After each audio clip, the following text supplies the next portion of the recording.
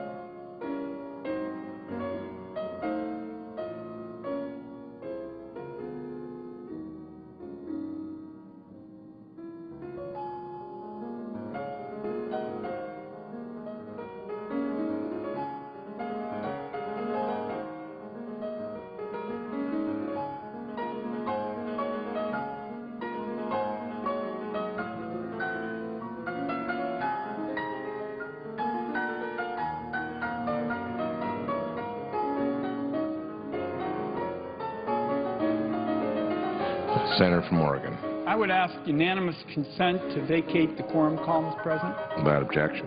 Mr. President, I would ask unanimous consent to speak as if in morning business, and would also ask unanimous consent that following my remarks, my colleague in this effort to fund transportation projects, Senator Hooven, could follow after me. Without objection. Mr. President, we all understand that our country faces an array of major economic challenges, and I made the judgment quite some time ago that it was simply impossible to have big league economic growth with little league transportation systems.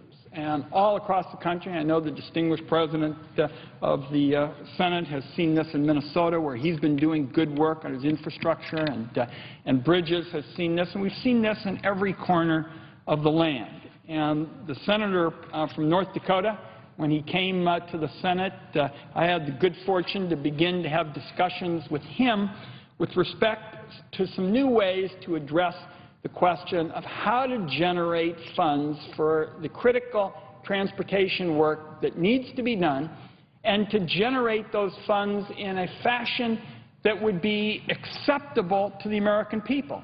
I think we all understand that with this kind of economy and skyrocketing gasoline prices, it is not very likely that folks will be marching outside our Senate offices anytime soon carrying signs saying, "Senator, please raise the gas tax. Please raise the gas tax for me, Senator." That's what I hope you will spend your time doing. And so we have this challenge, given the fact that the traditional system of funding transportation, user fees, of course, in a tough economy, it's going to be hard to see that as a route to generate additional funds. And so for quite some time, I have been devoted to the cause of trying to find a way to secure the possibility of getting additional funds through transportation bonds.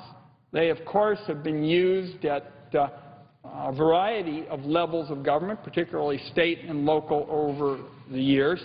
And about 8 years ago, I put forward the first proposal for looking at paying for transportation projects, then with our former colleague, Senator Jim Talent, Republican from Missouri. And we called them Build America bonds. And Senator Talent and I thought at that time that this was an opportunity to come up with a fresh and attractive way to pay for transportation projects. We sought to work with the private sector to find some way to use federal tax credit bonding for these projects. And over the years, Senator Talent and I were able to attract a number of colleagues on both sides of the aisle for this cause. To give an idea of just how bipartisan this effort has been over the years, Senator Thune, Senator Vitter, our former colleague Elizabeth Dole, Senator Collins, Senator Wicker, our former colleague Senator Coleman, just a few on the Republican side who were part of the effort. And on the Democratic side, Senator Klobuchar, our former colleague Senator Dayton, Senator Cardin, Senator Rockefeller have been just a few of those who have supported the bonding effort. So in 2009, Mr. President, the Congress decided to test out a version of Build America bonds. And in effect, as a member of the Senate Finance Committee, I had brought it up so many times, I think with Chairman Baucus and Senator Grassley, who was then the ranking member. I think the two of them said, well, let's just give this a try. This fellow has talked so much about it. Let's just give this a try as part of the Recovery Act. And it would, in effect, go from the middle of 2009, essentially, till the end of 2010. And late in the evening, as Chairman Baucus and Senator Grassley were working to put together the details on the Recovery Act, I was asked what I thought might be the results of the Build America Bonds program. And I said, well, it's not going to last all that long. It's going to take the Internal Revenue Service a period of time to put together the rules. And I said, I'm just making this up, but why don't we just estimate that it might generate $6 to $10 billion worth of transportation and infrastructure investments. And everybody said, experimental program, sounds promising, go ahead, let's give it a try. Well, between April 2009 and the end of the program at the end of 2010, there were more than $181 billion worth of Build America bonds issued, just a little bit more than 18 times what was predicted.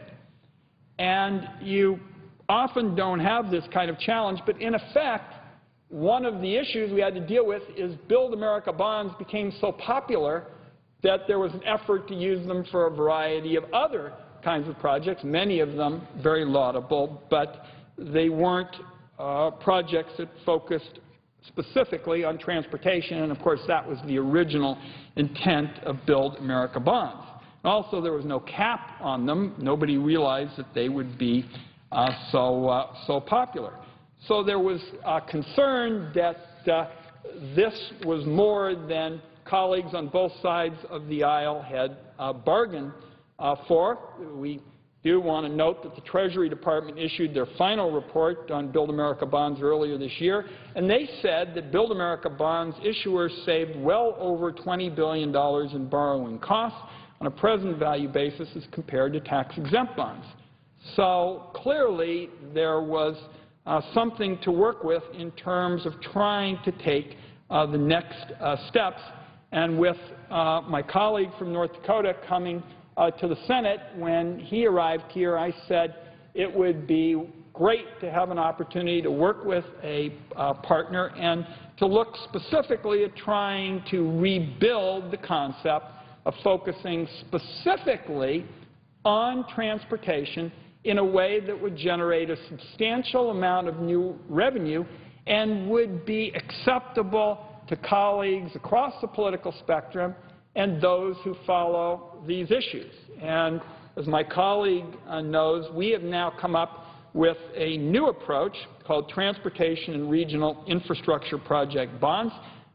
Chairman Baucus and Senator Hatch have been good enough to include them in the finance title of this year's transportation funding program. And we wanted to spend just a few minutes to talk a little bit about how these would work.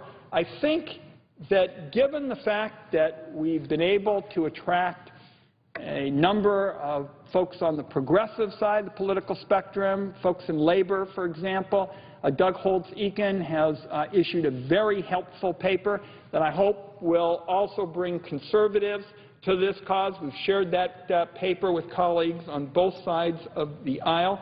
And the way that TRIPS bonds would work is, first, they're tax credit bonds created specifically for transportation projects. We would allow infrastructure banks that already exist in nearly every state to issue these bonds. So this time we look to really focus on the states. The states is the primary vehicle for ensuring that these projects would have local support and would really meet long-term needs that the states had identified. And we would pay for the bonds with a sinking fund comprised of state matching contributions and custom user fees. And in the proposal that was accepted by the Finance Committee, we would cap the total amount of bonds issued at $50 billion, giving each state 2% of the total. And in effect, what the Finance Committee has done is put a placeholder in their bill for us to go forward with this effort. Each state would get at least $1 billion in bonds to issue on projects at their discretion. States can also band together to bond for larger projects or ones that would have the benefit of addressing the concern of states in a region. This would give the states the incentive and the ability to invest in their own transportation and does so in a way that leverages private investment and costs little to our government in lost revenue. We would give private investors who show a willingness to help build our roads and bridges and rail systems a tax credit for their commitment. And what Build America bonds taught us there is a real market, out there. And what we'd like to do is look at a different approach now, focusing on the states, focusing on an approach that would really drive these projects, not in Washington, D.C., but at a local level. And the Joint Committee on Taxation has told us that this is an approach that would produce a particularly good deal for American taxpayers. We can get a transportation bill done, Mr. President. We can put folks back to work. But we're going to have to find a way to come up with more creative approaches to generate additional revenue. If we don't, I think we are going to continue to see in every corner of the country critically needed projects simply go unaddressed. We're going to continue to see traffic jams in areas of the country nobody could have even dreamed a traffic jam would be in. And I hope that senators, as we go forward with this debate, particularly after the President's Day break, will join my colleagues. Senator Begich has been very supportive of this approach as well. We think this is an approach with a proven track record, given what we saw with Build America bonds, and we believe that this is a chance to take the lessons that we learned from that experience and by changing the focus so that it zeroes in more directly, one, on transportation, two, on the states, and looks to some creative features. It's possible, for example, for someone to strip the credit from the underlying bond and to sell the credit. So this provides a lot more flexibility in terms of finding a way to get the private sector into the transportation area.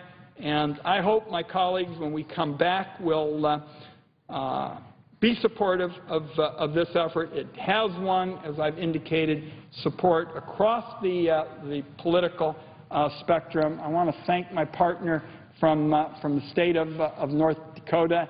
I very much enjoyed working with him, both on the Energy Committee and on this issue. As a former governor, I think he understands particularly well the role of the states in terms of infrastructure. We'll be talking to colleagues between now and the time the transportation bill comes up, and I thank my friend from North Dakota for his support. And, Mr. President, with that, I yield the floor.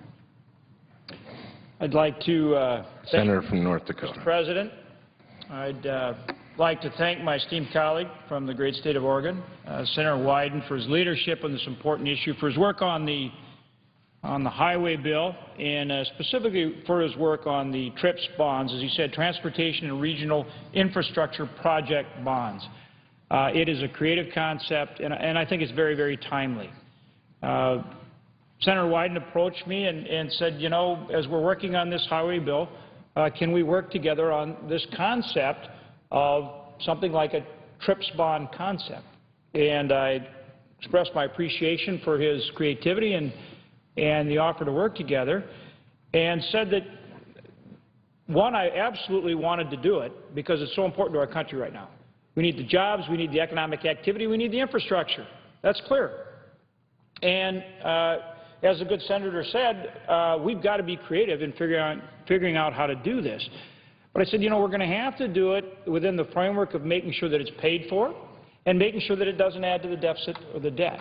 He said, agreed, and we went to work on it. And so this truly is bipartisan, and I want to thank him for taking the initiative and for all the work that both he and his staff have put into what I think is a very creative idea and a real opportunity for us, as I say, in infrastructure and in job creation and economic activity for our country.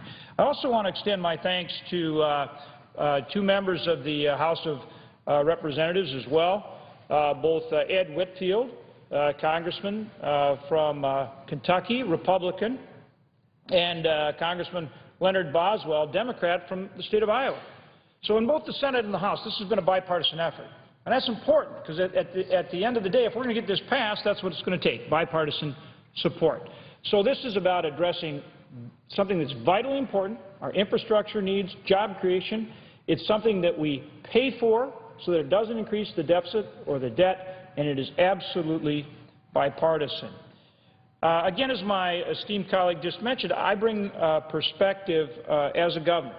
We're talking about $25 billion in addition to the normal highway funding.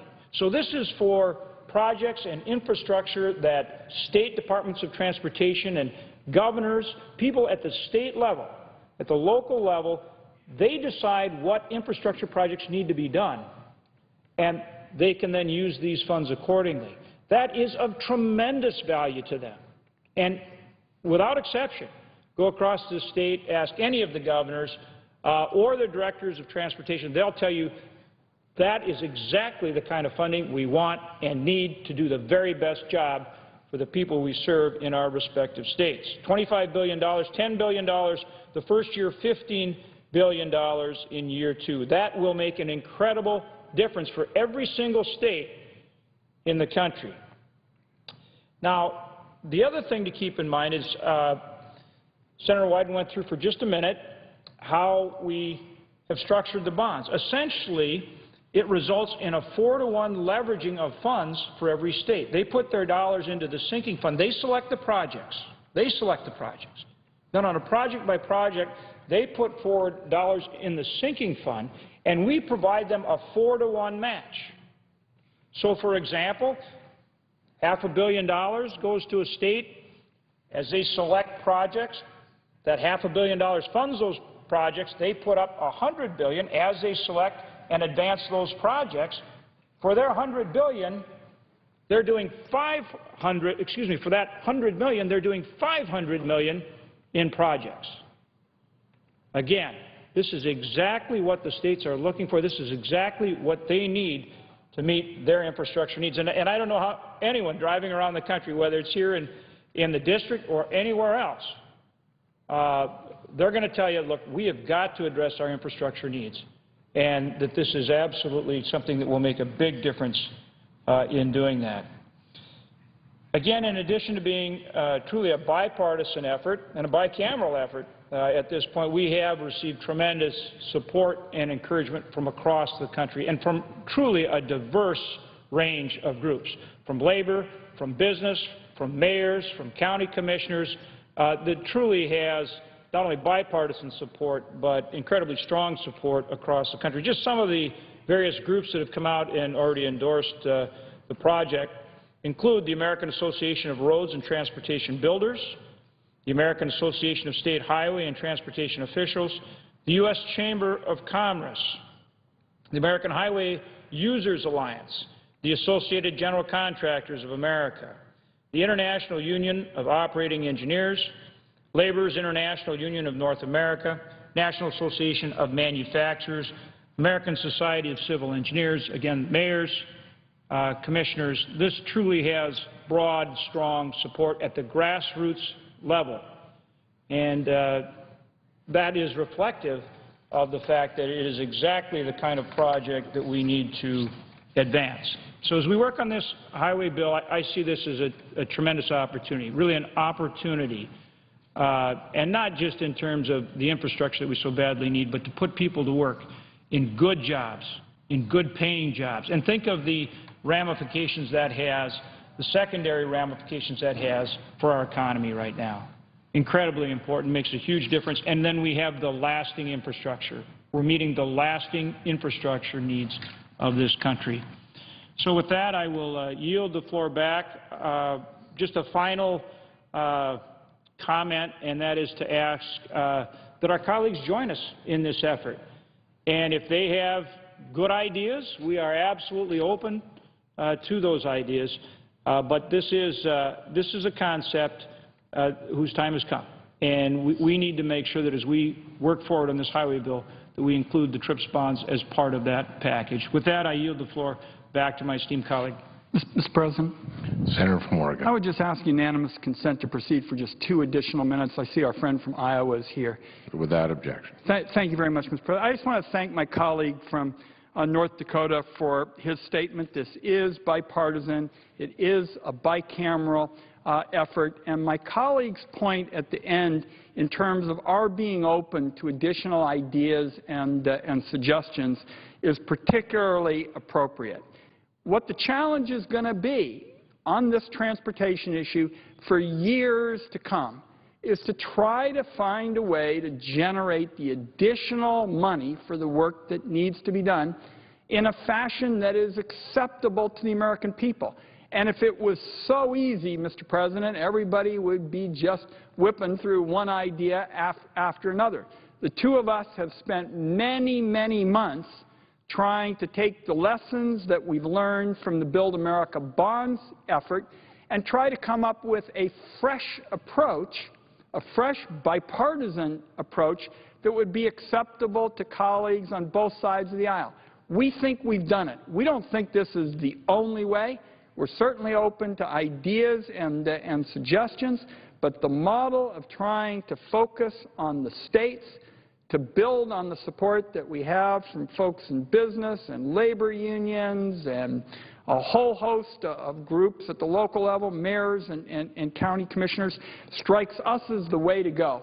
But we're open to additional ideas and suggestions. Our staffs will be working all through this week, the period of the President's Day recess, to refine our proposal to deal with the various issues relating to scoring. But this is a genuinely new approach to generating revenue. It is bipartisan. It is bicameral with the support of folks in labor and business. And we hope that colleagues will be supportive, and we're interested in their ideas and suggestions over this period between now and when we start voting on the transportation bill. So again, I thank my friend from North Dakota. It's been great to work with him. And Mr. President, I yield the floor. The Leader. Clerk will call the roll. Mr. Akaka.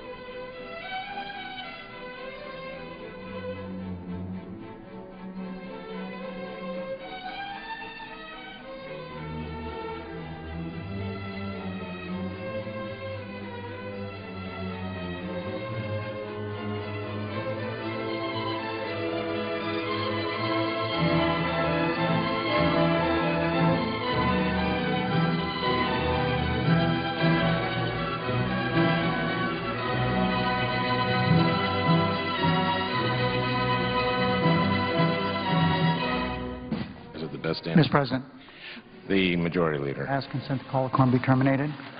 Without objection. Mr. President, I ask unanimous consent that a time be determined by the Majority Leader after consultation with the Republican Leader, the Senate proceed to the cloture vote with respect to the Reid Amendment number 1633. That if cloture is invoked on the Reid Amendment, the second-degree amendment be withdrawn, the Reid Amendment be agreed to, and the bill as amended be considered original text for the purpose of further amendment. If cloture is not invoked, the motion recommit and the Reid Amendment number 1633 be withdrawn. Immediately following the cloture vote and the actions listed above, depending on the result of the cloture vote, Senate then proceed to executive session and the cloture motion on the Furman nomination be vitiated. There will be 2 minutes equally divided between the chair and the ranking members of the Judiciary Committee prior to vote on the confirmation of the Furman nomination. That if the nomination is confirmed, the motion to reconsider be considered made and laid on the table with no intervening action or debate, that no further motions be in order, that any related statements be printed in the record, and President Obama be immediately notified of the Senate's action, that following the vote on confirmation of Furman nomination, the Senate then resume legislative session and Senator Reid of Nevada be recognized. Is there objection? Without objection, so ordered.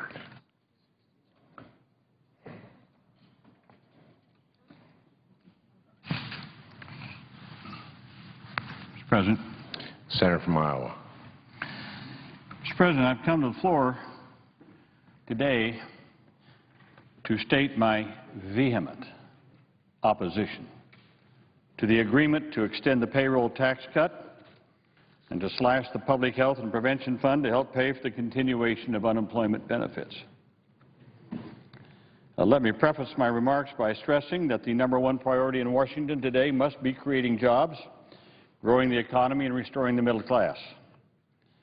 In recent months, we have seen modestly good news on the jobs front, including the manufacturing sector, and we must do everything possible to keep our economy moving in the right direction. To this end, nothing is more effective than continuing unemployment insurance benefits for those hardest hit by the Great Recession. Details on the unemployment insurance portion of this agreement are not available, but what I am hearing sounds less and less like a good or fair deal for workers. Federal unemployment benefits will be dramatically scaled back over the year, especially in Iowa, my own state, and some other states in the Midwest. I don't understand that, Mr. President. It seems to me if you're unemployed, you're unemployed. If you're out of work and your family needs help, I don't care whether you live in Iowa or Minnesota or New York or New Jersey or anywhere else. Now, the payroll tax provisions are also seriously flawed. This Congress will be making a grave mistake, and reinforcing a dangerous precedent by extending the payroll tax cut and adding another negative without paying for it. And I'm dismayed that Democrats, including a Democratic president and a Democratic vice president, have proposed this and are willing to sign off on a deal that could begin the unraveling of Social Security.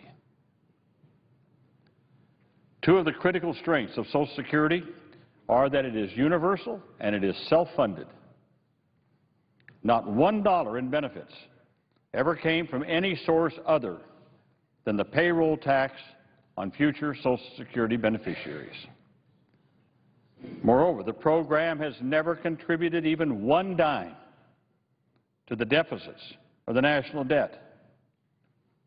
How often have we, those who support Social Security in its entirety, how many times have we come to this floor and argued against those who would invade the Social Security and say, well, we got to reduce the deficit, so we'll cut Social Security. And what do we say? With all honesty, with all of the evidence backing us up, Social Security has never contributed one dime to the deficit. So cutting Social Security will never reduce the deficit. Mr. President, with this bill, we can no longer say that. We can no longer say that Social Security doesn't contribute to the deficit. This argument, this fact, that Social Security has never contributed a dime to the deficit, has given Social Security a unique, even almost a sacrosanct status in our society. It was one of the strongest arguments, I repeat, for those of us defending Social Security from misguided attempts to cut it in the name of deficit reduction. Now, Mr. President, someone might say, well, you know, people are out of work. The fragile economy, we need to put some spending in the pockets of our middle-class Americans. I couldn't agree more. The biggest job creator in America is not someone who's rich and got billions of dollars.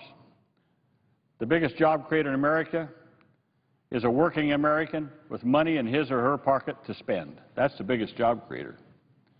So yes, we have to get money in the pockets of working Americans. And we have done that in the past in a good way. In the 2009 Recovery Act, working Americans received a 6.2% credit of their taxes, refundable, up to $400 to increase their spending power and boost the economy. This in no way impacted the Social Security Trust Fund. I supported that. wholeheartedly supported it. However, in late 2010, Congress voted to replace that tax credit with a 2% reduction in payroll taxes, which are dedicated to the Social Security Trust Fund. Now, this was done on a temporary basis to provide added income for working families. And it was not offset. It was not paid for. So for the first time, general revenues were transferred to the Social Security Trust Fund to replace lost revenue. Now, while this ensured that no financial harm was done to the trust fund itself, what it did is it created a dangerous precedent by calling into question Social Security's dedicated funding. I voted against that bill. Well, okay, so in late 2010, we transferred general revenues to replace lost revenue. Now, in December of 2011, just a couple of months ago, we were persuaded to support the 2-month extension of the payroll tax cut. And someone might look at the record and say, well, Harkin, you voted for that. Well, I did with misgivings, but a critical factor was that it was at least fully paid for and would not negatively impact the Social Security Trust Fund. Now, however, we're being offered an agreement that extends the payroll tax cut through the end of this calendar year. Bad enough. Doubly negative. Doesn't pay for it. This is terrible public policy with grave consequences for Social Security. With this new agreement, we'll be taking $100 billion from the general fund, which is in deficit, by the way. So we're going to add $100 billion to the deficit to substitute for the $100 billion in revenues lost due to the payroll tax cut. And as I said, and I repeat, we'll be adding $100 billion to the deficit and the debt. This compounds the mistake that Congress made in late 2010 by passing the original payroll tax cut without paying for it. No longer can we say that Social Security is a program that pays for itself without adding to the deficits. Mixing general revenues into the system will make it easier for those who have long wished to dismantle Social Security to do so in the future. Worse, since this tax cut is not being paid for, there's a much greater likelihood that it will be extended yet again in the future. Because you see, there's another precedent here. Tax cuts don't have to be paid for. Only spending has to be paid for, not tax cuts. Well, doesn't this open the door to even further extending payroll tax cuts because we don't have to pay for it? I choose my words carefully. Make no mistake about it, American people. Make no mistake about it. This is the beginning of the end of the sanctity of Social Security. The very real risk is that Social Security will become just another program to be paid for with deficit spending. And then, in the future, perhaps raided to help reduce the deficit. I never thought I would live to see the day when a Democratic president and a Democratic vice president would agree to put Social Security in this kind of jeopardy. Never did I ever imagine a Democratic president beginning the unraveling of Social Security. I warn my colleagues to consider the long-term ramifications of these actions. Now, while we need to maintain temporary supports for middle-class families in these tough economic times, this assistance should not come at the expense of Americans' retirement security. As traditional pensions have fallen by the wayside, as the value of people's retirements in 401ks have plummeted, Social Security remains the one essential program preventing millions of seniors from plunging into poverty in their retirement years. A program started by a Democratic president and a Democratic Congress, further enhanced by future Democratic presidents, others, Truman, Kennedy, Lyndon Johnson, of course, and the Great Society. This, I believe, has been the hallmark and the underpinning of the party that I've been proud to belong to. And now this party, the Democratic Party, with a Democratic president, is now beginning the unraveling of Social Security. That's what's happening, the unraveling of Social Security. Never again can any one of us come to the floor and say, no, no, you can't cut Social Security to reduce the deficit because it doesn't add to the deficit. With this agreement, the Social Security will add to the deficit by $100 billion. Think about it. I urge my colleagues to look at excellent alternative ways of providing temporary support to our middle class. One proven approach would be to enlarge the Making Work Pay tax credit that I talked about that was in the Recovery Act. Again, this tax credit, as I said, put an additional $400, actually $800 in both 2009 and 2010. It could be enlarged to provide the similar level of benefits to median income working families as compared to the payroll tax cut. So instead of cutting the payroll tax, let's do the tax credit that we had in 2009 and 2010, just bump it up a little bit. How do you pay for it? The same way we're paying for the cut in the Social Security taxes. Put it in the deficit. Put it in the deficit. But at least you're not invading the Social Security Trust Fund. Cutting the payroll tax is a bad idea. Terrible idea. And I'm embarrassed that it's being opposed by a Democratic president and a Democratic vice president.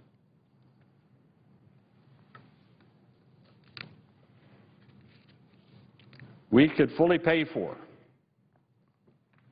a tax credit, a refundable tax credit, do it over a 10-year period of time so it doesn't negatively impact the fragile economic recovery.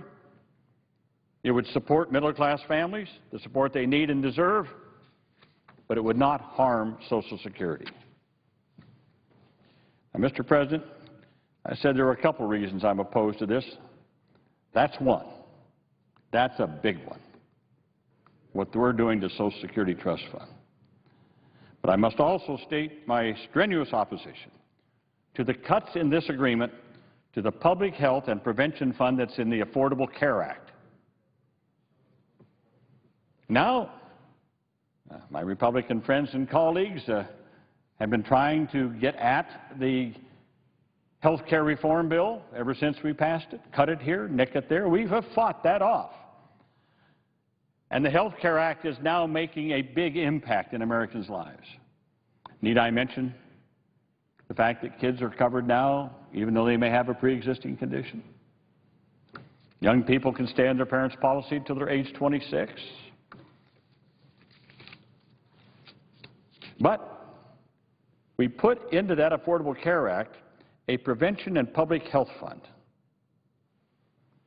with the aim of transforming America's sick care system into a true health care system, emphasizing wellness and prevention and public health, keeping people out of the hospital in the first place. So, this last October,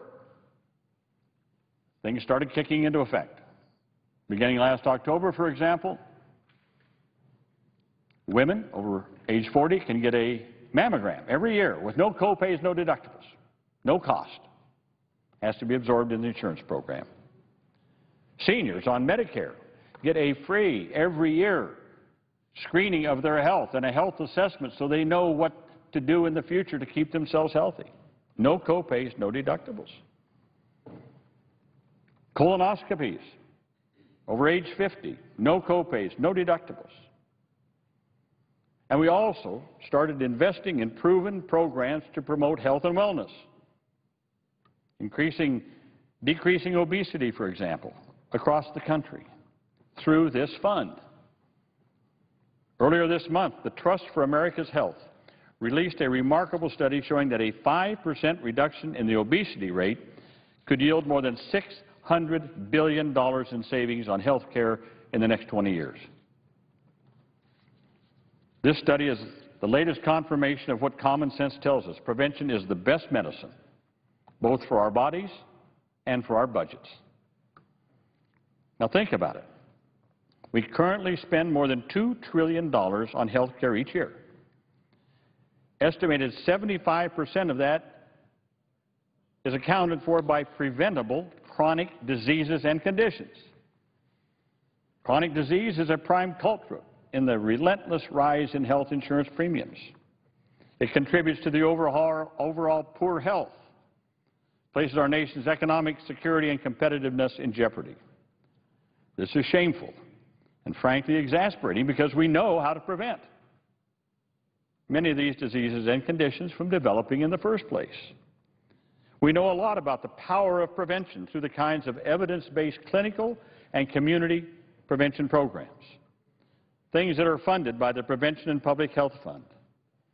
For example, for every $1 we spend on the full course of childhood vaccines, we can save $16.60 in future health care costs. Not a bad return on a dollar, not to mention the quality of lives of kids who don't get measles and mumps and rubella and a whole bunch of other things and polio. Given the relentless rise in health care costs, it's a classic case of penny wise, pound foolish to take money from the Prevention and Public Health Fund.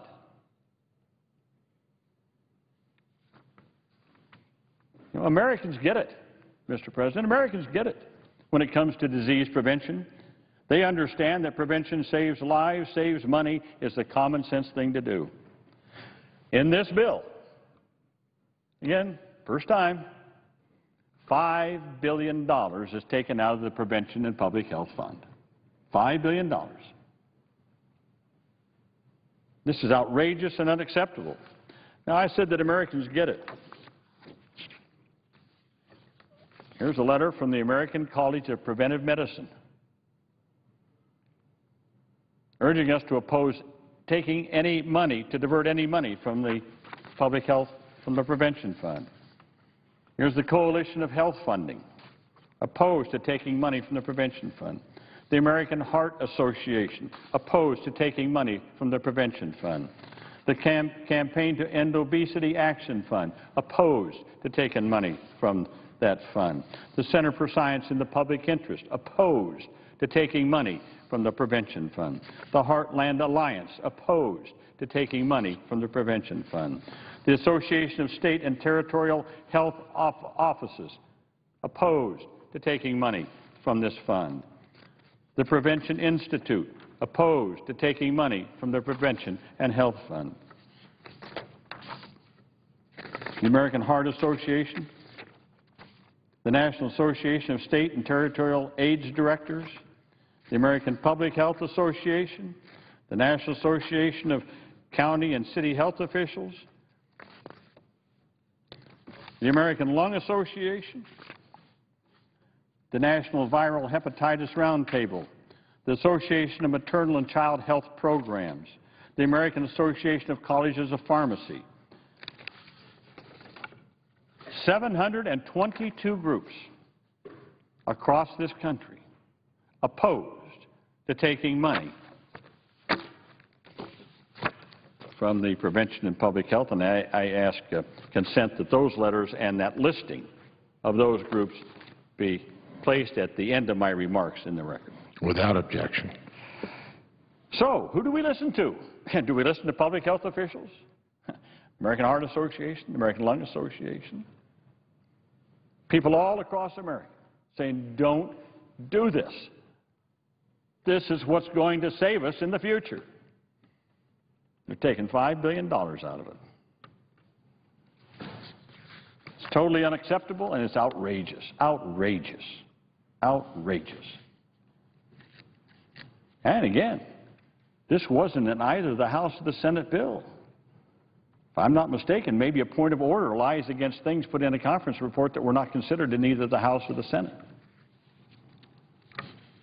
Well, this agreement is being presented as a done deal, nothing we can do about it. Well, I urge senators to think about the dangerous consequences and precedents of passing this bill in its current form.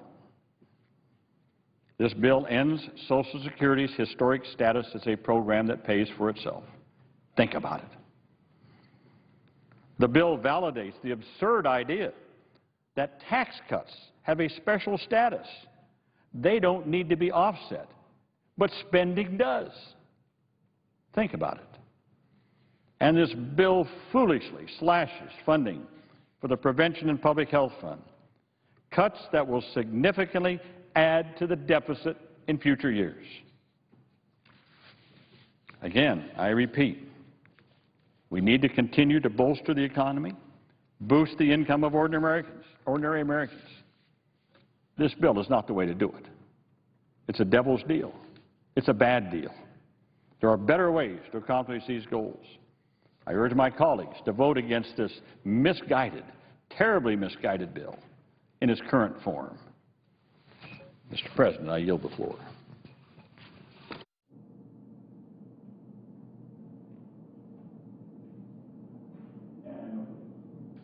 Clerk will call the roll. Mr. Akaka.